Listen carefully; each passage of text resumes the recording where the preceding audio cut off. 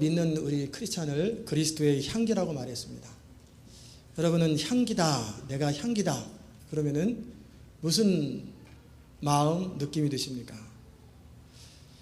어떤 분은 이런 분이 계실 거예요. 내가 크리스찬으로서 어떻게 살아야 하며 어떤 모습을 세상에 보여줘야 하는지 그에 대한 부담을 가지고 향기라는 말을 듣는 분이 계시고, 내가 언제 보니까 어떤 분 정말 그리스도의 향기 같더라, 그런 분이 떠오르는 분도 계실 거예요. 그런 측면에서 내가 그리스도의 향기라면 나는 악취를 풍기는 사람일까? 향기가 나는 사람일까? 저나 여러분이나 모두가 다 공통적인 소원은 좋은 향기를 풍기고 싶어 합니다. 아멘? 또 좋은 향기를 맡고 싶어 합니다. 우리는 우리 자신이 아닌 다른 사람의 모습으로 살 수가 없어요. 우리 안에 아무리 감춰져 있다 할지라도 우리 내면의 모습이 드러나게 돼 있어요. 아무리 감싸도 향은 향기를 바라는 것처럼 우리가 의식하든 의식하지 않든 우리 각 사람은 독특한 향기를 가지고 있습니다. 여러분이 저에 대해서도 마찬가지일 거예요. 제가 제 자신을 여러분한테 굳이 나는 이런 향기를 갖고 있습니다 라고 말하지 않아도 여러분은 저에 대해서 나름대로 느낌을 가지고 있고 또 향기를 맡을 것입니다. 그 냄새가 좋든 안 좋든. 또 한 번도 저를 본 적이 없는 분들도 저에 대해서 잘 알아요. CD를 통해서 제 고향은 어디고 무슨 경험을 했고 그러면서 언어 스타일 또 말씀 전하는 그런 걸 통해 성격은 어떻겠다, 느낌은 어떻겠다 다 아시더라고요. 우리는 의식하든 의식하지 않든 우리 안에 있는 것들이 그대로 바깥에 드러나게 돼 있어요. 비록 향수를 뿌려도 그 몸에서 냄새나는 그 냄새가 아니기 때문에 우리 삶으로 드러나는 냄새, 우리 안에서 품어나오는 냄새이기 때문에 그것은 자연스럽게 드러나게 돼 있습니다. 그런데 어떤 냄새가 날까? 어떤 향기가 날까? 그거는 뭐냐면 그 사람이 정말 마음으로 원하고 꿈꾸고 소원하는 그 냄새가 납니다. 할렐루야, 아멘, 믿습니다 하더라도 여전히 나는 돈이 최고야. 그러면 그 사람한테는 돈 냄새가 납니다. 정말 내 가슴속에서 꿈꾸는 게 뭔지, 정말 간절한 기도의 제목이 뭔지, 그거 추구하는 것이 뭔지, 내가 얼마만큼 그것을 위해서 생각하고 말하고 시간을 보내는지에 따라서 그 사람이 자연스럽게 그 향기를 드러나게 돼 있어요. 그리스도인들은 그리스도처럼 살아야 하고 우리 삶에서 그리스도의 향기가 나야 합니다. 그건 억지로 인위적으로 하는 것이 아니라 우리가 정말 그리스도를 사랑하고 마음으로부터 정말 사랑하는 거예요. 그리고 그리스도를 닮기 원하고 그분의 삶이 나의 목표가 되고 그분의 열정이 나의 열정이 되기를 꿈꾼다면 결국은 그리스도의 향기가 드러나게 될 것입니다. 안디옥 교회를 향해서 믿지 않는 사람들은 그들은 그리스도인이다, 그렇게 믿지 않는 자들이 그들을 향해서 그렇게 얘기를 했어요. 저는 오늘 그리스도의 향기로 살아가는 것이 무엇인지 함께 나누기 원합니다. 우리는 종종 향기다, 그리스도의 향기라고 그러면 좀 한쪽으로 치우치는 경향이 있어요. 뭐냐면 왠지 그저 좋은 느낌, 편안하고 부드럽고 왠지 젠틀한 느낌, 그것을 그리스도의 향기라고 생각하는 경향이 있어요. 그러나 사실은 그것은 향기의 일부분입니다. 예수님은 때로는요, 베드로에게 사탄아 물러가라 그러면서 그 자리에서 책망하시기도 하시고요, 바리새인과 서기관과 진리를 거스르는 사람들 향해서는 독사의 자식들아 화가 있을진저, 그것도 7번이나 얘기를 해요.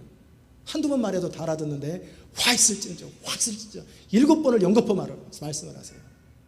절대 진리와 타협하지 않고 그러면서도 진리를 사랑하는 자들을 품고 죄를 짓고 죄를 뉘우치는 사람들을 무한히 용서하시고 그러나 진리를 거역하는 사람들을 가차없이 심판하시는 그분, 그게 그리스도의 향기예요. 저는 세 가지로 그리스도의 향기가 무엇인지, 오늘 그 외에도 많이 있겠지만 고린도 후서 2장에서 나타나는 그리스도의 마음이 또 향기가 뭔지를 함께 나누기 원합니다. 그 첫 번째는 뭐냐면 하나님 아버지의 마음을 알기 때문에 나타나는 향기가 그리스도의 향기입니다.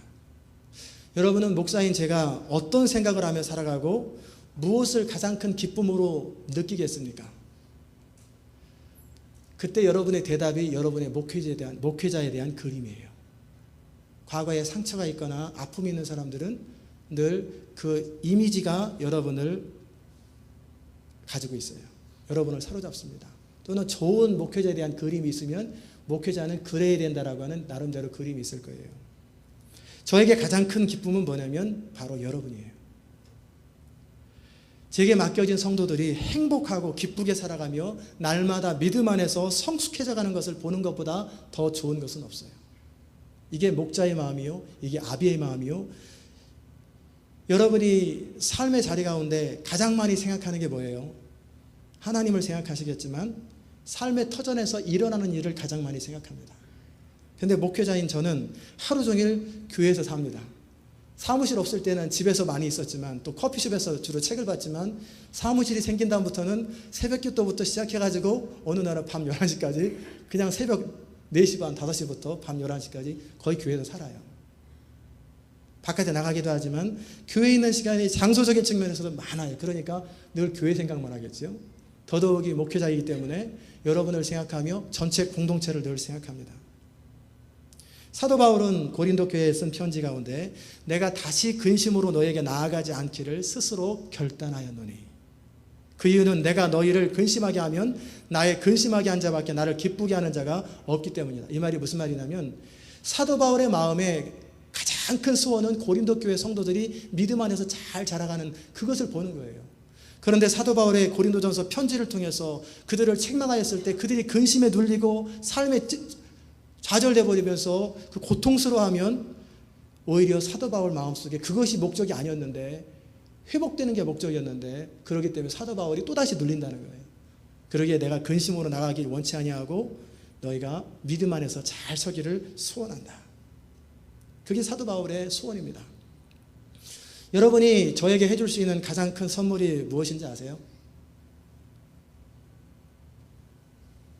저희 어머니가 70이 넘으셨는데 저에게 해주시는 말씀이 있어요. 그건 뭐냐면 나는 유일한 소원이 있다.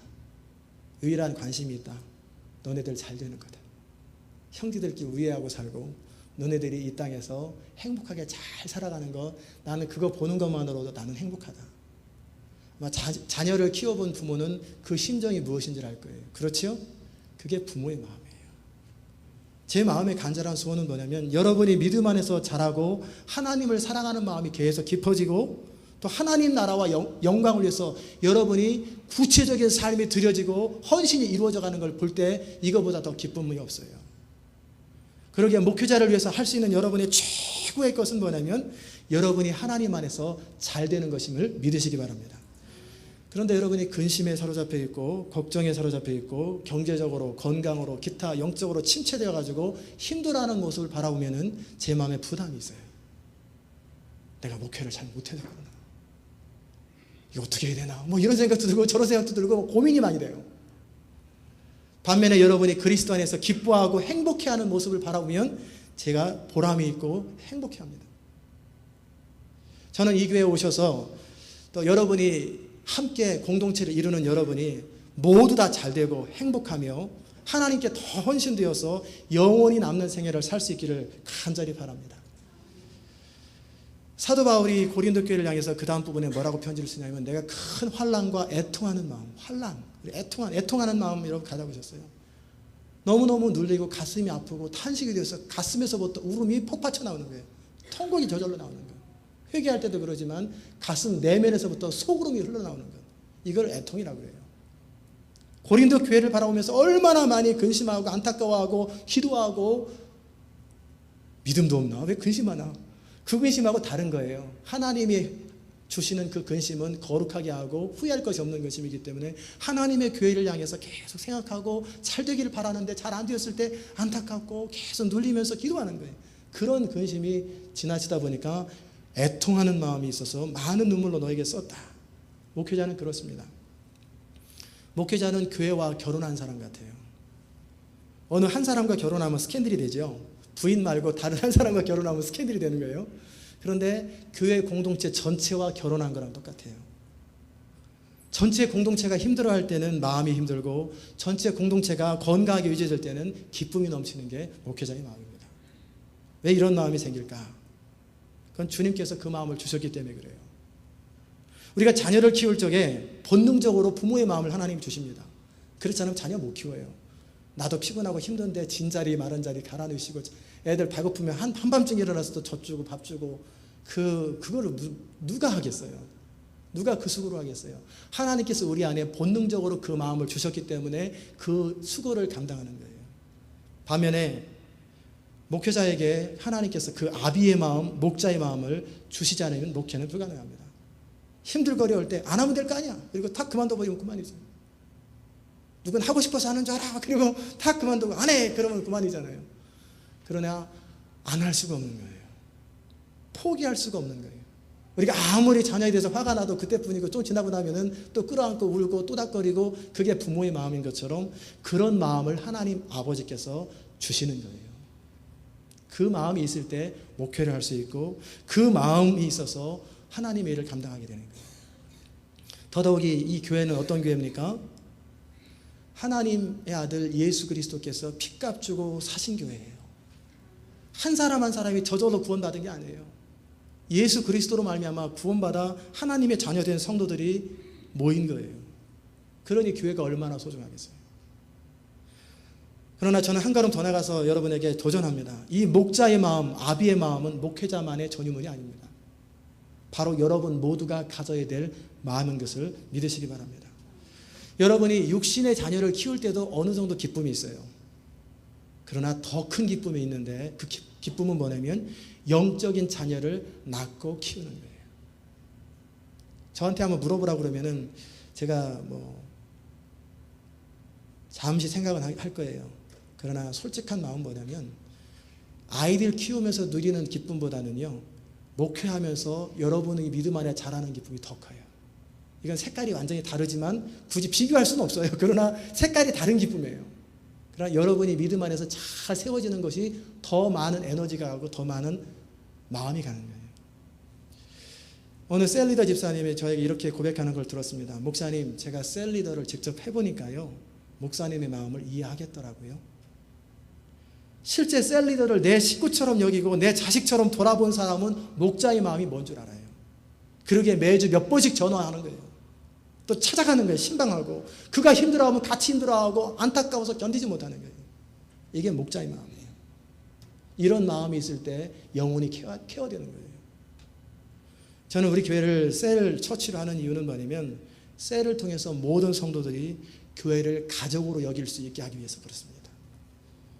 제가 해보니까요, 성도들이 부부 합쳐가지고 40명까지는 제가 숟가락이 몇 개인지 다 알아요. 무슨 고민하는지 어떤 생각하는지 다 알겠더라고요. 근데 50명, 60명, 70명이 넘어가니까 모르겠어요. 그럴 시간도 없고 벌써 가지고 있는 인포메이션은 벌써 몇 달 전 인포메이션이고 그 사이에 변화가 또 생겼고 계속 바뀌어나가요. 그러니 100명, 200명, 300명, 1000명이 되면은 누가 이 목자의 마음을 가지고 해야 되겠어요? 셀리더예요. 여러분이 목자가 되는 거예요. 저는 여러분 전체를 향한 안타까운 마음 가지고 전체의 분위기와 이 흐름을 이끌어 간다면 이제 구체적으로 10명 미만의 사람들을 실제 케어하고 돌보는, 또 그분들을 또 케어하는 사람, 그리고 그분들을 또 제가 또 케어하고. 그래서 전체 공동체는 비전에 있어서 또 예배에 있어서는 한 가족처럼 여겨지지만 실제 관계적인 측면에서 한 가족이 느껴지는 건 어려워요. 그럴 때 셀 안에서 한 식구요, 한 형제요, 한 자매처럼 느끼는 거예요. 그럴 때 여러분 안에 목자의 마음, 아비의 마음이 있어지기를 간절히 바랍니다. 원망하던 사람들, 불평하던 사람들이 실제 사람을 케어하고 돌보기 한번 시작하면, 그리고 수고하고 안타까워하고 그것 때문에 마음이 무거워지고 그것 때문에 어쩔 줄 몰라 동동거리는 그 마음을 실제 겪다 보면 원망이 딱 사라져 버립니다. 실제 해보면 구경할 때하고 틀려요. 우리가 결혼해서 자녀를 키우면 부모의 마음을 이해하고 또 느끼는 것처럼 실제 내가 전도를 했거나 교회에서 믿음이 연약한 자나 또 어떤 내게 맡겨진 사람을 진짜 사랑하면, 행정적으로 하는 게 아니라 정말 사랑하면 목자의 마음이 뭔 줄 알게 돼요. 저는 청년 시절부터 사람들을 돌보고 세운 일을 하며 살았습니다. 그런 지가 벌써 한 20년이 넘었죠.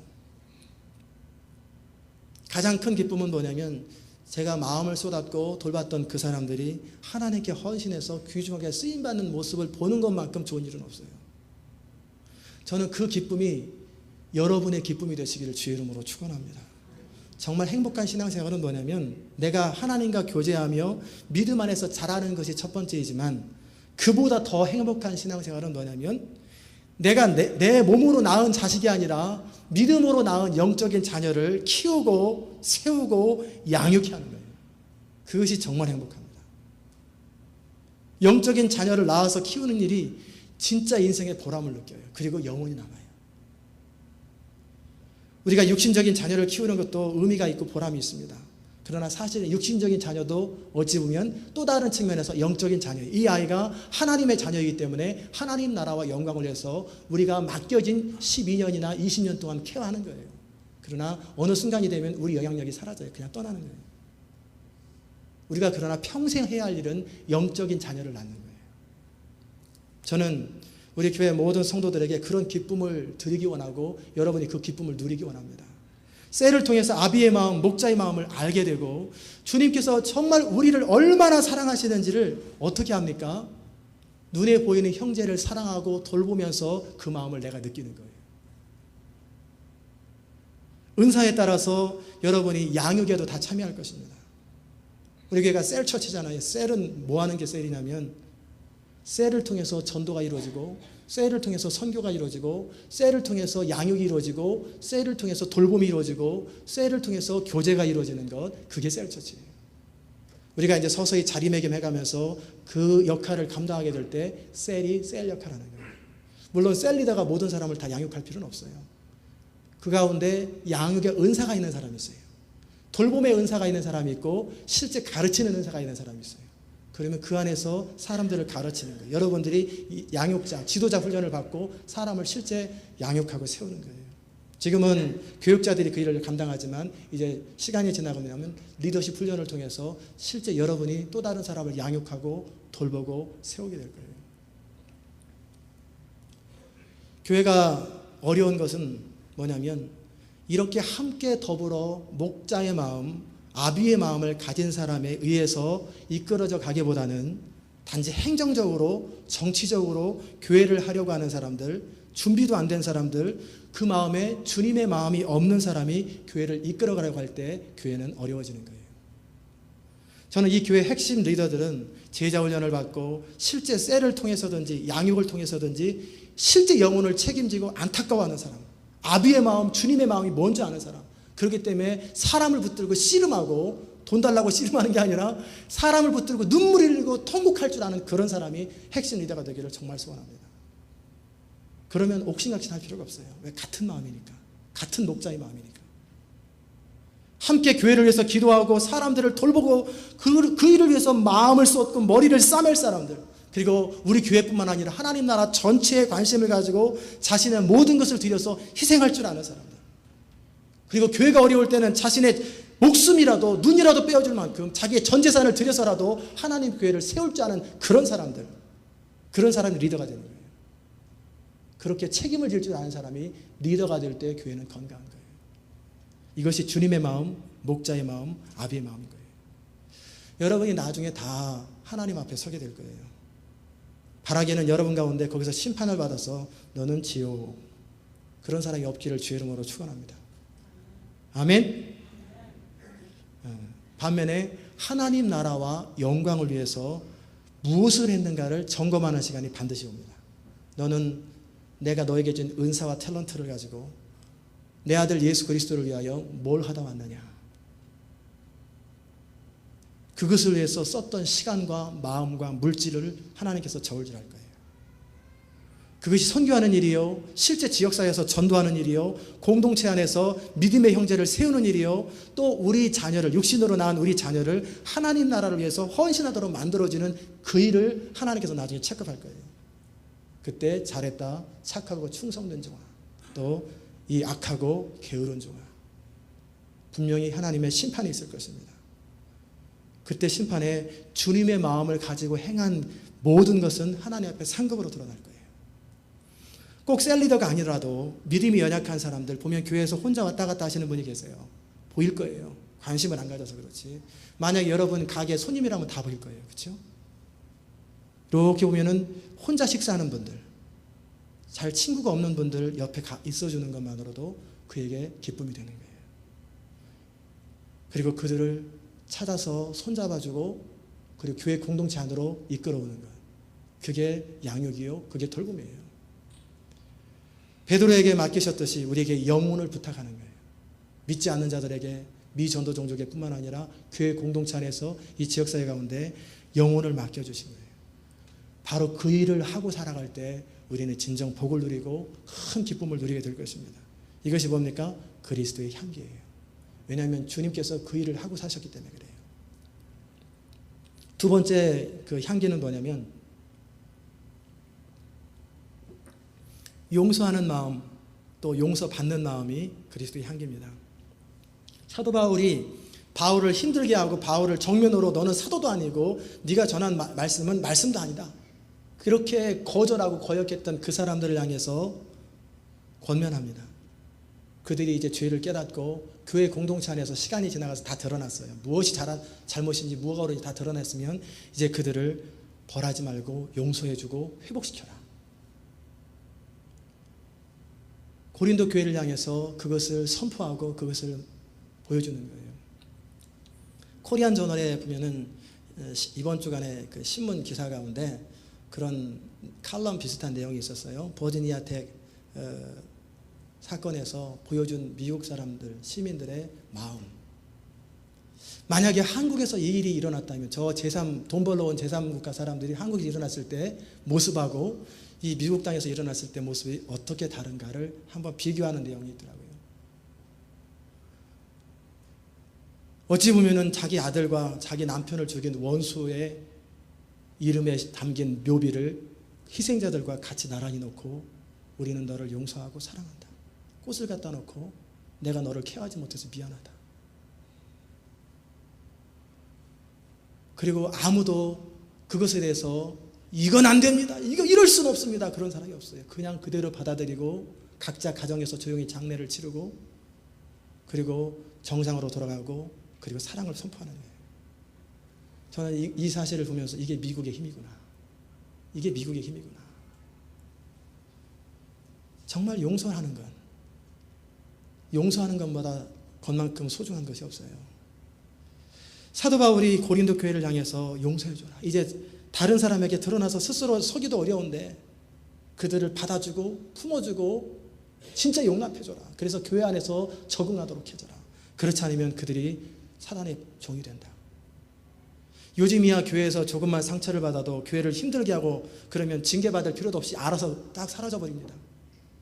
부르륵 했다가 어느 날 보면 없어져 버리면은 그래서 보면 다른 교회에 가 있고 그래서 해당되지 않을지 모르겠어요. 그러나 그 당시 때는 고린도 지역의 교회 하나예요.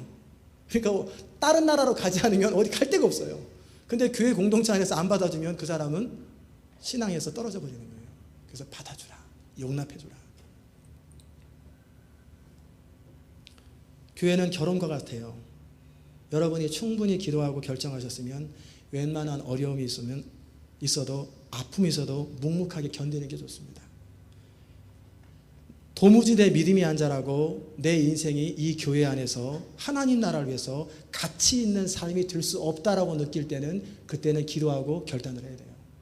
그러나 그런 것이 아닌 다른 문제라면 그런 영적인 문제, 믿음의 문제가 아니라면 여러분이 참고 견디면서 여러분이 스스로 성숙하게 되는 것이 좋습니다. 교회는 믿는 그리스도인의 안식처요, 꿈이요, 삶의 기쁨이 되는 거예요.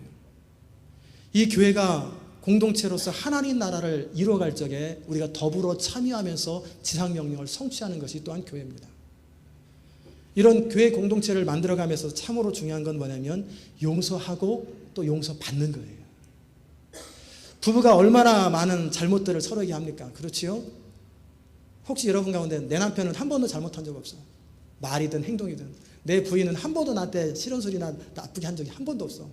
없어요. 부부만큼 많이 싸운 사람이 세상에 어디 있어요? 또 부부만큼 심한 이야기를 설령 하더라도 다른 사람 같으면 평생 원수가 되고 안 쳐다볼 텐데 또 막 보고 또 보고 또 보고 하는 게 왜 그게 가능합니까? 용서하기 때문에 그런 거예요. 용서하고 받아주고 또 넘어가기 때문에 부부가 가능한 거예요. 마찬가지로 교회 공동체 안에서 조금만 더 깊이 들어가면은 아픔들이 있어요. 서로에게 주는 상처로 인해서 아프기도 하고요. 또 서로의 삶의 어려움들을 바라보면서 안타까움 때문에 아프기도 하고요. 또 서로가 성숙해져가는 과정 속에서 언뜻 봤을 때 저 사람 믿음 좋아 보이고 괜찮아 보이는데 실제 삶에 깊이 들어가면은 실망을 주기 때문에 상처를 받기도 합니다. 이런 모든 것이 서로에게 아픔이에요. 더더욱이 교회라고 하는 공동체는 전혀 다른 배경과 문화 속에 있던 사람들이 모여가지고 삶을 나누는 거예요.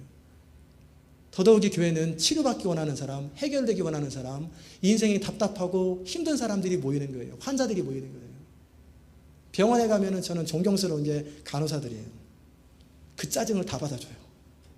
특별히 중환자일수록 몸에 고통이 심한 분들일수록 미국에 몰핀 같은 거 딱 줘가지고 잠들어 버리게 하면 간단한데 그 짜증을 다 받아줘요. 야, 존경스럽다. 나는 의사는 못한다. 진짜 대단하다 라는 생각이 들면서 정말 존경스러워요. 교회는 영적인 환자들이 모이는 거예요. 영적인 필요가, 또 우리 삶의 필요가 해결되기 원하는 사람들이 모이는 게 교회입니다. 다른 게 정상이에요. 한번 따라서 합시다. 다른 것이 정상이다.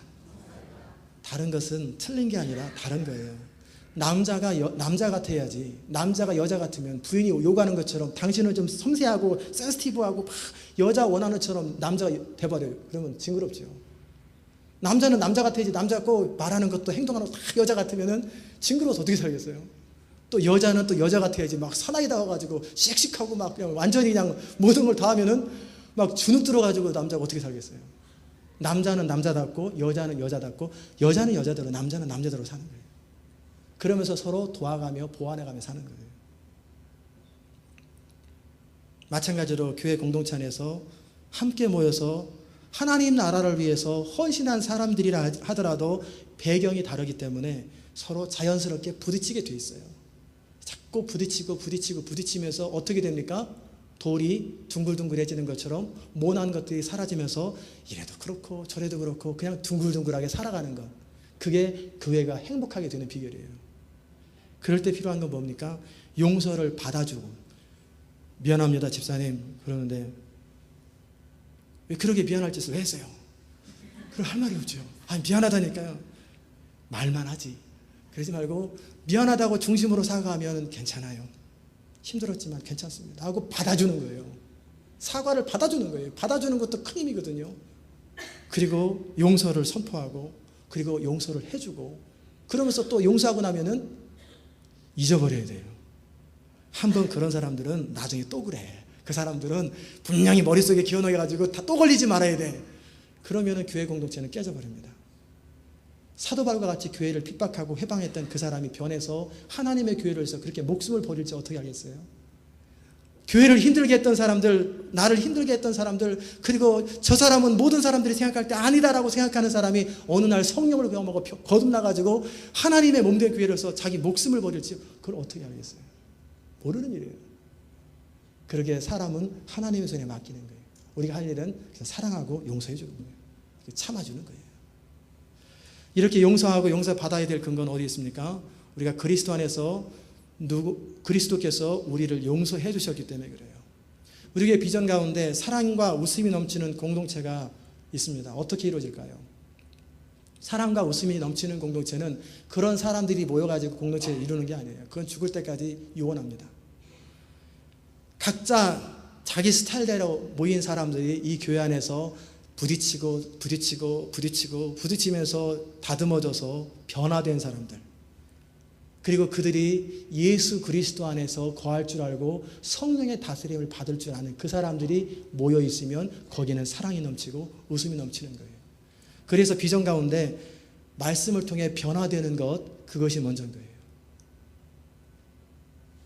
저는 이 교회에 주신 비전대로 우리 교회에 들어오면 모든 성도들이 사랑이 뭔지, 용서가 뭔지, 돌봄이 뭔지, 헌신이 뭔지, 가치 있는 삶이 뭔지, 정말 하나님 나라와 영광을 위해 살아가는 것이 무엇인지 배우고 또 그렇게 가르쳐 줄 수 있기를 간절히 바라요.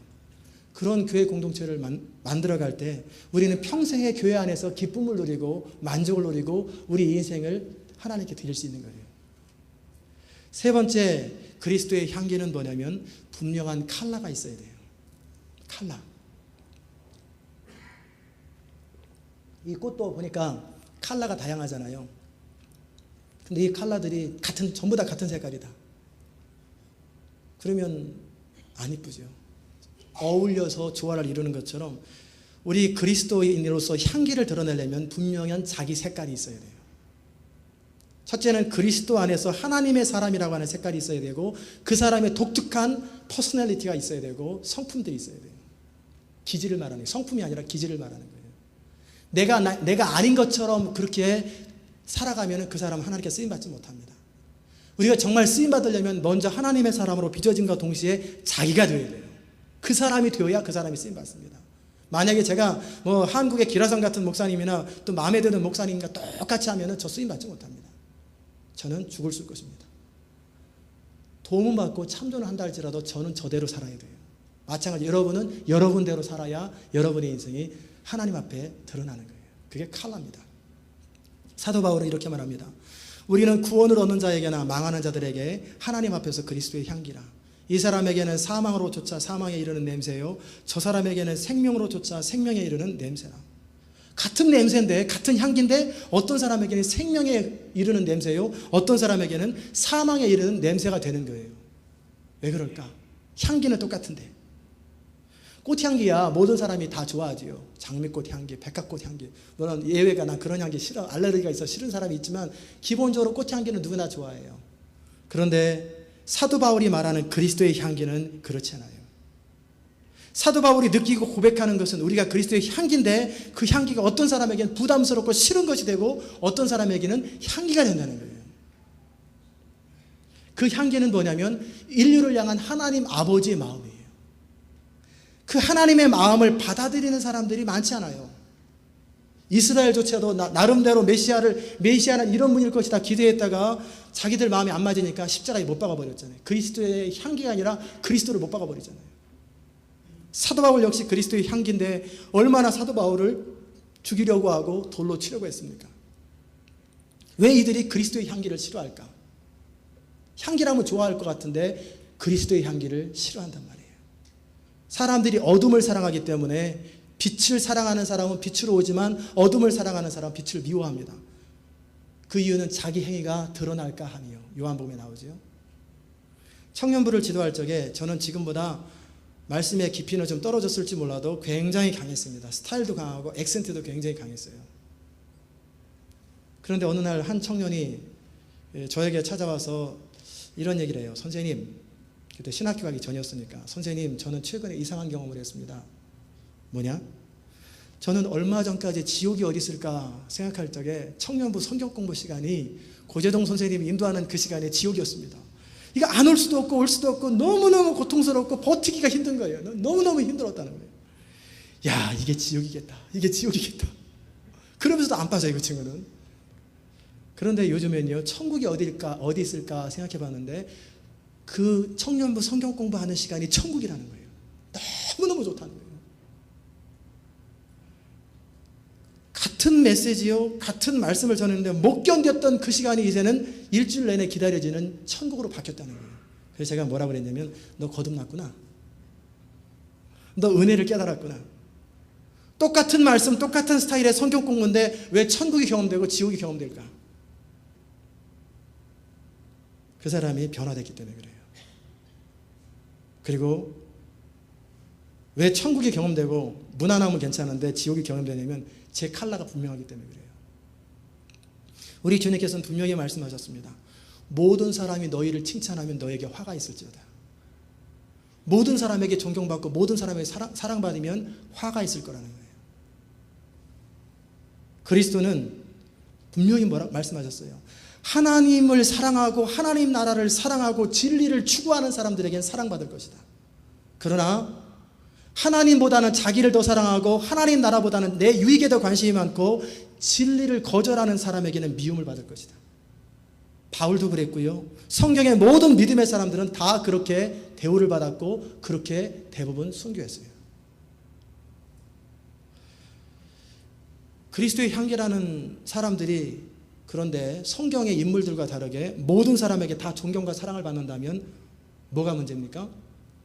그는 색깔이 분명하지 않은 거예요. 실제 향기가 아니에요. 분명히 좋아하는 그룹과 그렇지 않은 그룹이 있어야 합니다. 적당하게 살기 때문에 모든 사람에게 좋은 사람처럼 비치는 거예요. 그러나 실제는 영향력이 없어요. 그저 좋은 사람일 뿐이지 내 인생을 바꾸거나 내 인생을 변화시킬 능력이 없어요. 그리스도의 향기는 뭐냐면 그리스도처럼 사는 거예요. 그러므로 도덕적이고 윤리적인 면에서 지탄받으면 안 돼요. 그러나 그거보다 더 중요한 것 뭐냐면 우리의 정체성이 분명하고 우리 입장이 분명한 거예요. 칼라가 분명히 드러날 적에 그것이 사람들에게 영향을 주는 거예요. 우리가 예수 믿으라고 하지 않으면 또 예수님만이 진리라고 하지 않으면 사람들에게 별소리 안 들어요. 그런데 진리를 선포할 때 예수 그리스도만이 유일한 진리요 다른 어떤 곳에도 구원이 없습니다. 그러면 불교에서 다른 모든 종교에서 다 들고 일어납니다. 그리고 예수 믿으라고 안 하면은 그저 이웃하고 사이좋게 잘 지낼 텐데 예수 믿으라고 자꾸 귀찮게 하니까 힘들어지는 거예요. 여러분 살면서 뺨 맞아 보신 분 계세요? 예수님 때문에 침뱉음 당해 본 분 계세요? 모욕 받아본 분 계세요? 빗자루로 맞아본 분 계세요? 물견짐을 당해본 적 있으세요? 그럼 여러분은 예수를 잘못 믿은 거예요. 대충 믿은 거예요. 대충 믿는 사람들은 핍박이 없어요. 제대로 믿으면 저도 핍박 많이 받았어요. 집안에서가 아니라 전도하면서 별의별 욕을 다 먹었어요. 여러분이 예수를 대충 믿으면 욕 안 먹습니다.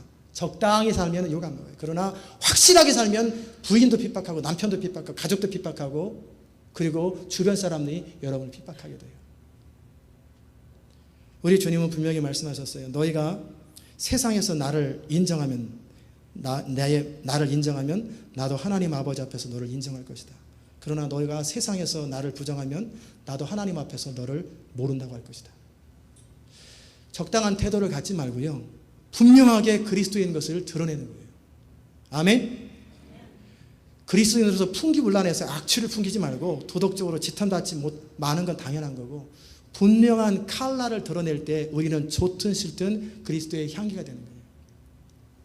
얼마 전에 버지니아 텍에 총격 사건이 있었죠. 한인 1.5세로서 이민 와서 사는 동안에 그는 많은 어려움들을 또 답답함을 가지고 살았고 급기에 많은 인명을 살해하고 본인도 자살하고 말았어요.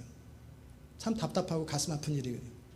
무엇보다 가슴 아프고 안타까운 건 뭐냐면 그 청년이 자기가 누군지 모르는 거예요.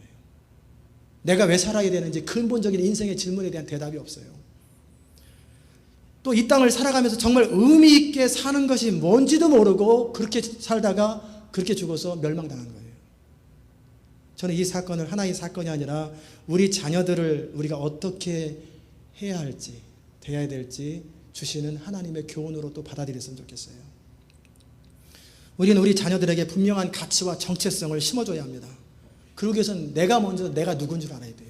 나도 모르면 나도 누군지 모르고 내가 왜 사는지도 모르고 정체성이 분명하지 않으면 어떻게 자녀들한테 영향을 주겠어요.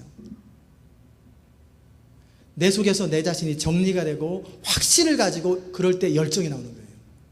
그럴 때 다른 사람에게 영향을 줄 수 있는 거예요. 이민자들에게 참으로 중요한 것은 정체성의 문제입니다. 아이덴티티 문제예요. 우리 자녀들은요 어렸을 때는 조그마할 때 학교 다니면서 영어를 다 사용하니까 자기가 미국 사람인 줄 알아요.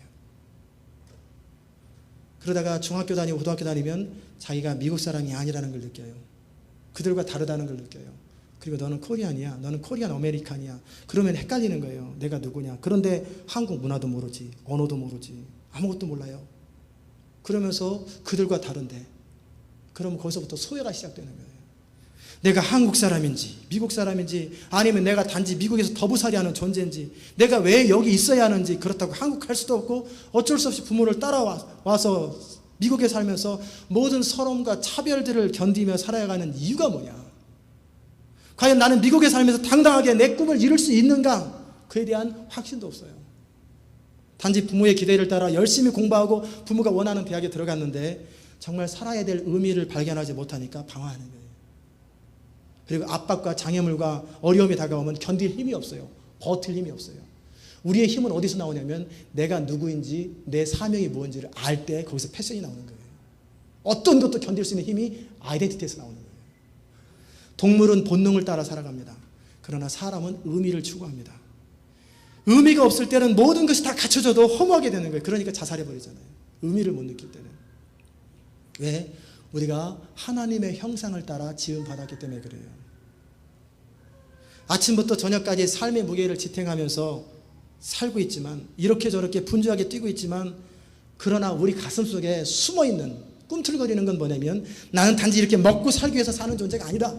나는 보다 더 나은 의미를 추구하고 살고 있다라고 무언으로 우리 안에서 계속 우리 영혼이 우리에게 말하고 있어요. 그러기에 우리가 우리 자녀에게 분명히 심어줘야 될 건 뭐냐면, 너는 누구냐라는 거예요.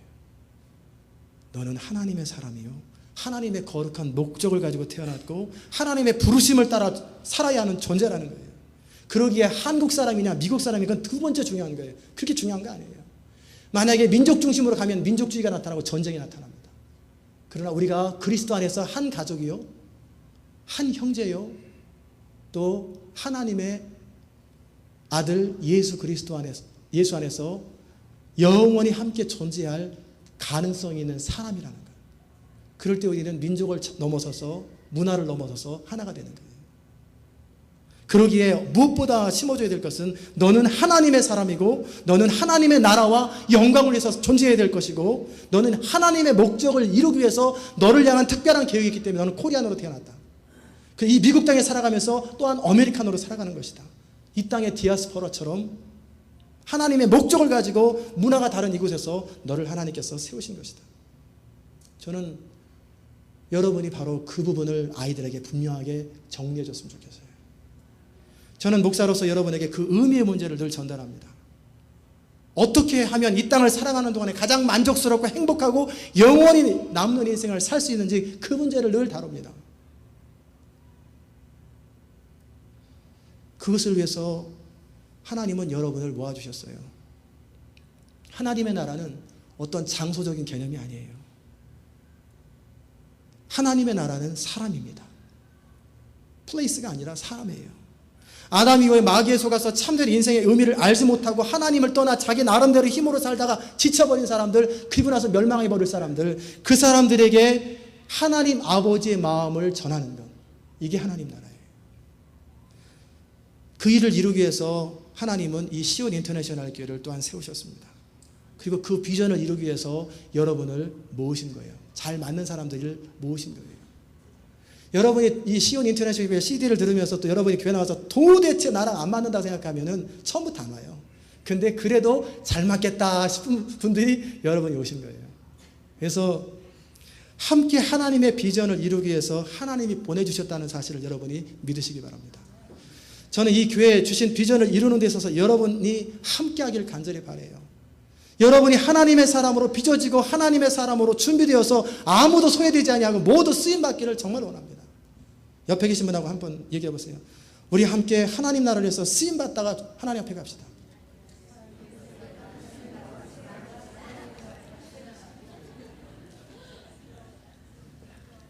그러려면 하나님께 쓰임받는 길은 뭐냐면 내 컬러가 분명한 거예요.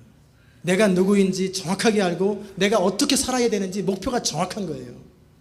그럴 때 우리는 다른 사람에게 영향력을 미칠 수 있어요. 그럴 때 목표가 정확하고 열정이 분명하기 때문에 때로는 장애물이 있어도 또 삶의 어려움이 있어도 그런 것에 구애받지 않냐고 계속 앞으로 나갈 수 있는 거예요. 정말 영향력 있는 사람이 되려면 나 자신의 유익을 위해서 그저 좋은 사람이라는 이야기, 싫은 소리 안 하고 좋은 사람이라는 이야기를 들으면서 살아가는 것이 세상 순리다, 그런 생각을 바꾸십시오. 분명하게 짚고 넘어갈 것은 크리스찬은 그리스도인이라고 하는 것, 그리고 그리스도인의 색깔이 정확하게 드러나야 돼요. 노아가 들었던 것처럼, 아브라함이 들었던 것처럼, 바울이 들었던 것처럼, 스데반이 들었던 것처럼 때로는 나시간 사람, 미친 사람 소리를 들어야 돼요. 여러분이 정말 믿으려면 예수쟁이 소리 들어야 돼요. 그저 품위 있고 좋은 사람 소리 듣지 마세요. 그건 여러분의 인격과 도덕적인 측면에서 그렇게 들으면 돼요. 저 사람은 참 좋은데 좀 맛이 갔어. 그 교회 가면 다들 맛이 가나 봐. 다들 가. 그러면 그 교회 건강한 거예요. 근데 도덕적으로 문제가 있으면 말고 도덕적으로 윤리적으로 문제가 없고 참 좋은데 약간씩 맛이 갔어. 그게 좋은 교회예요. 그저 세상에 지내는 동안에 무리 없이 잘 지내다가 세상을 떠나는 것이 크리스찬이 아니에요. 분명한 정체성을 가지고 하나님께서 여러분 한 사람 한 사람을 창조한 그 색깔을 드러내세요. 자기 컬러가 정확하게 있어야 돼요. 여러분 어렸을 때 운동 해봤잖아요. 천군인지 백군인지가 정확해야 돼요. 두 개를 가지고 어떨 때는 천군하다가 어떨 때는 백군하다가 그거 발견되면 너 저리 가. 너 놀지 마. 그러면 교회에서 따돌림 맞고 세상에서 따돌림 맞고 중간에 회색 분자가 돼요. 천군이면 천군이고 끝까지 그날 끝날 때까지, 백군이면 백군이고 끝까지 백군을 해야 돼요. 마찬가지로 우리 크리스찬은 내가 하나님께 속한 사람인지 세상에 속한 사람인지 입장이 분명해야 합니다. 비록 이 땅에 살고 있는 동안이지만 영원히 누릴 하나님 나라 그것을 소망하고 살아가며 이 땅에서 사람들과 똑같이 살다 죽는 것이 아니라 하나님의 백성답게 살아가다가 주님 앞에 서는 거예요. 그러게 우리 주님은 너희가 차갑든지 덥든지 해라. 차지도 않고 덥지도 않으면 내가 토해버리겠다고 말씀하셨어요. 간절히 원하기엔 여러분이 오늘부터 앞으로 1, 2년 사이에 뺨 한번 맞아보시기 바랍니다. 예수 때문에 핍박도 받아보고 모욕도 받아보시기를 주의 이름으로 축원합니다. 그렇지 않으면 주님 앞에 설 때 후회스러울 거예요. 한평생 한 게 없거든요. 제대로. 그 예수 때문에 경제적인 위기도 당해보고 그 예수님 때문에 고통도 당해보고 그게 믿는 거예요. 저는 오늘 세 가지로 그리스도의 향기가 무엇인지 살펴봤어요. 먼저는 주님의 마음, 목자의 마음, 아비의 마음을 가지고 하나님의 백성들을 사랑하고 영혼을 돌보고 사랑하는 것, 그게 그리스도의 향기예요. 두 번째는 용서하고 이해하고 받아주고 살아가는 것. 잠시 화가 나고 잠시 속이 상할 수 있지만 마음에 계속 원망을 담아두고 쓴뿌리를 담아두고 살아간다면 그 사람은 크리스찬 아니에요. 그 안에 성령이 거하지 않습니다. 아니면 하나님과 관계가 멀어요. 너무 오랫동안 침체돼서 하나님과 무관하게 살아가는 사람이에요.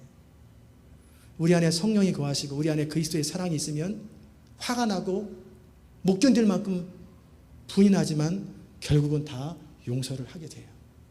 왜? 용서를 받아본 사람만이 진정 용서를 하기 때문에 우리가 용서를 그리스도 안에서 진짜 우리 죄를 용서받았다고 하는 확신이 있는 사람은 누구든지 다 용서하게 돼요. 세 번째는 분명한 컬러가 있어야 된다고 말씀드렸어요. 그리스도인으로 그때그때 무마하며 적당히 사는 존재가 아니라 분명한 입장이 있고 분명한 방향이 있고 분명한 정체성이 있는 거예요. 그것이 내 입장, 내 생각, 내 의견이 아니라 하나님의 나라를 위해서 분명한 것. 그렇게 살아갈 때 우리는 그리스도의 향기가 됩니다. 그렇게 살아갈 때 우리는 그리스도처럼 세상의 빛이 돼요. 그렇게 살아갈 때 우리는 세상의 소금이 됩니다. 저는 우리의 삶이 여름날의 냉수처럼 하나님 아버지의 마음을 시원케 할 수 있기를 바랍니다. 우리 삶의 향기가 하나님께 향내나는 제사가 되기를 정말 바랍니다. 그럴 때 우리 인생은 영원히 남는 인생, 그리고 사는 동안에도 기쁨과 감격을 누리게 될 것입니다. 기도하십시다. 하나님 감사합니다. 오늘도 주님 앞에 나와 우리가 어찌 살아야 하는지, 그리스도의 향기로 살아가는 것이 무엇인지 알게 하시고 배우게 하시니 감사합니다. 하나님, 정말 그리스도처럼 살기 원합니다.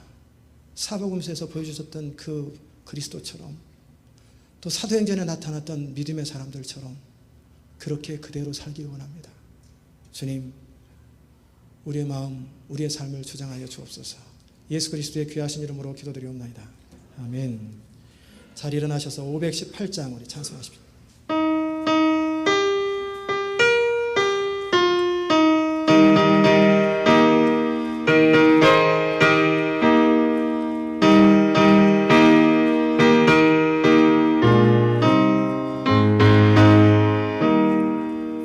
신자 되기 원합니다.